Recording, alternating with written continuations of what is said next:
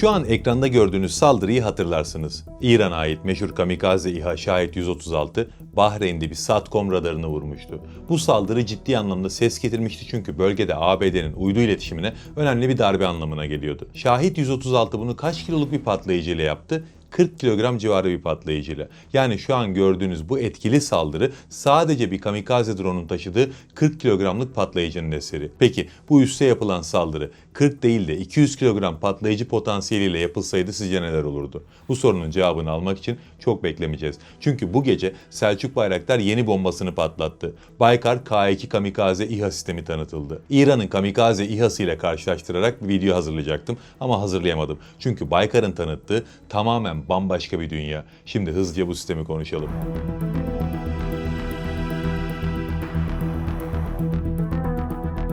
Selçuk Bayraktar bayram öncesinde Türkiye'ye bayram hediyesini verdi ve K2 kamikaze drone tanıtıldı. Yayınlanan videoda artık platformun hazır olduğu ve testlerinin yapıldığı görülüyor ve bu çok kıymetli çünkü şu an konuştuğumuz şey bir konsept tasarım değil. Doğrudan vücut bulmuş bir sistem. Yani artık kullanılabilir bir sistem. Gördüğümüz kadarıyla K2 geleneksel kamikaze dronların ve dolanan mühimmatların çok ötesine geçen bir sistem. Bir derin darbe enstrümanı aslında bu. K2 ilk bakışta Bayraktar TB2'nin gövde formunu andırıyor ama aslında çok farklı bir mühendislik felsefesi var burada. TB2'nin uzun süreli havada kalış ve orta irtifa keşif odaklı düz kanat yapısı K2'de yerini yüksek süratli seyir ve düşük radar kesiti alanı odaklı bir mimariye bıraktı. Yani bu mimariye baktığımız zaman K2 için bahsedilen 200 km üzeri hızın bence çok daha ötesi var. Bu tahmini neye göre yapıyorsun derseniz geriye doğru süpürülmüş kanat yapısına göre bunu düşünüyorum. Çünkü Bayraktar TB2'ye bakın. Düz bir kanat yapısına sahip ama K2'ye baktığımızda kanatların geriye doğru tasarlandığını görüyoruz.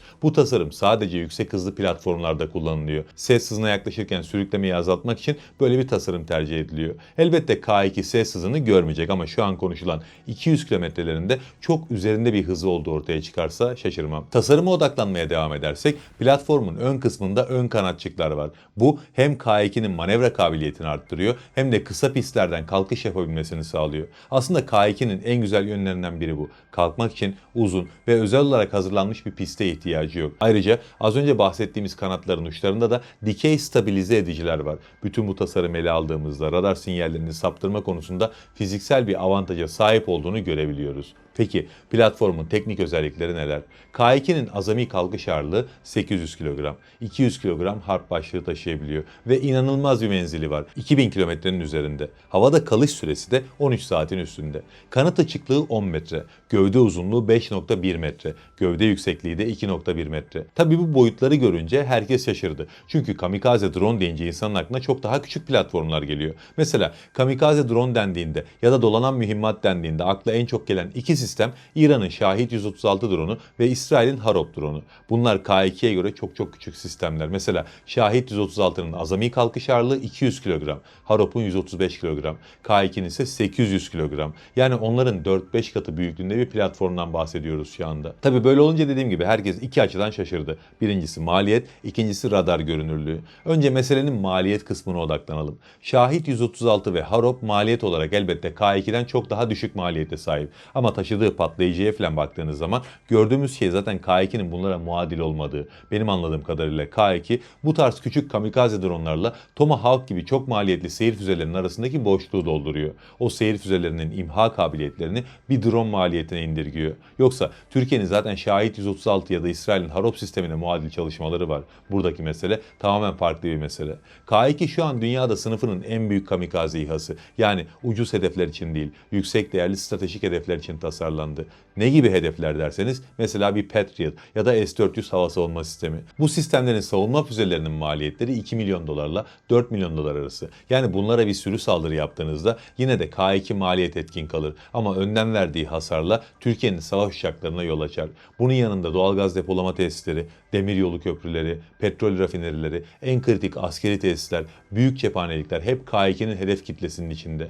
Denizde bakarsanız düşman fırkateynleri ve uçak gemileri yine K2'nin ağır hasar verebileceği platformlar. Elbette kalkıp K2 ile bir uçak gemisi batırmayacaksınız. Burada hedefiniz o geminin en kritik sensörlerini ve pistini hedef almak olacak. Zaten bunu başarabilirseniz o uçak gemisi tamamen savaş dışı kalır. Yani K2'nin maliyetinin yüksek olması onu rakiplerine göre kötü bir alternatif yapmıyor. Tamamen farklı bir hedef kitlesinin karşısında konumlandırıyor. İnsanların aklına soru işareti oluşturan diğer mesele de bu sistemin radar görünürlüğünün yüksek olacağı endişesiydi. Evet, K2 büyük bir platform ama içinde bulunduğumuz çağda düşük görünürlük artık sadece boyutla ilgili değil. Malzeme bilimi, uçuş profili ve elektronik harp yetenekleri en az boyut kadar önemli etkenler.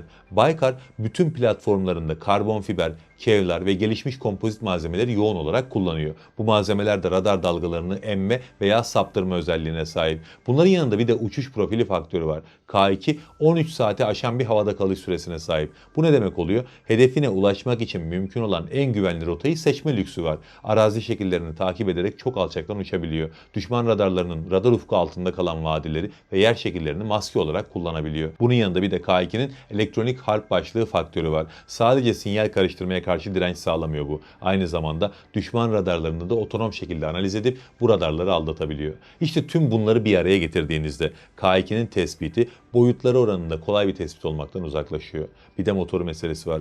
K2 pistonlu bir motor kullanıyor. Bu motorlar jet motorlarına göre daha düşük termal iz bıraktığı için platformun kızılötesi arayıcı başlığa sahip hava savunma füzeleri tarafından tespit edilmesi zorlaşıyor. Motor demişken bu platform hangi motoru kullanıyor olabilir? Herkesin aklında bu soru da var. Ben bu videoyu hazırlarken daha herhangi bir açıklama yapılmamıştı bu konuda. Yayınlayana kadar belki yapılır ama şu ana kadar daha yapılmamış olduğu için tahmin üzerinden gidebiliriz. Benim tahminim bu platform 100 beygir gücü sınıfındaki BM100 motorunu kullanıyor.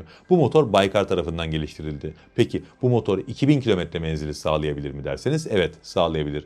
Bayraktar TB2 aynı sınıftaki bir motorla 27 saate aşan uçuşlar yaptı bugüne kadar. 150 kilogram faydalı yükle binlerce kilometre mesafe kat etti. K2 200 kilometrenin üzerinde bir seyir hızıyla 13-15 saat havada kalarak 2000 kilometreyi çok rahat bir şekilde görebilir. Yani özetle motoru BM100 olabilir. Bu da dışarıya hiçbir bağımlılığının olmadığını gösterir ve çok kıymetli. Son olarak da K2'nin en önemli özelliklerinden bahsedelim. Bu platformun modern harp sahasındaki en büyük gizli silahı bence uydu navigasyon sistemlerine bağımlı olmayışı. Çünkü yapay zeka destekli bir navigasyon mimarisi var.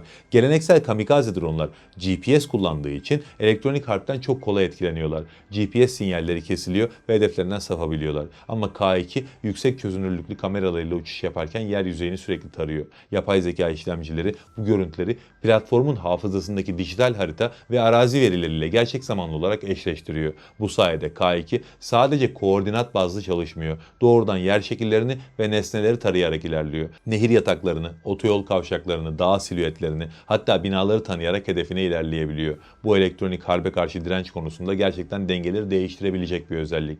Bir diğeri de sistemin sürü zekasına sahip olması. Test görüntülerinde K2 sürülerinin karmaşık formasyonları yapay zeka algoritmaları sayesinde otonom şekilde yapabildiği görülüyor. İşte bu sürü yeteneği düşman hava savunma sistemleri için gerçekten bir kabus. Onlarca K2 platformunu aynı anda operasyon yapacağınız bölgedeki hava savunma sistemlerine gönderdiğinizi düşünün. Zaten radar ufkunun altında ilerledikleri için iyice yaklaşana kadar tespit edilemeyecekler. Bir de bunun yanında sürü halinde ve farklı formasyonlarda saldıracaklar. Hedefleri muhtemelen çaresiz kalacaktır. Yani kısaca özetlersek Baykar bildiğimiz kamikaze dronlara bir alternatif sunmadı. Dünyada eşi benzeri olmayan bir platform ortaya çıkardı ve yepyeni bambaşka bir bakış açısı sundu. Yani Baykar aslında geleneğini devam ettirdi. Dünyaya yepyeni bir konsept sundu. Her zaman olduğu gibi. Allah'a emanet olun.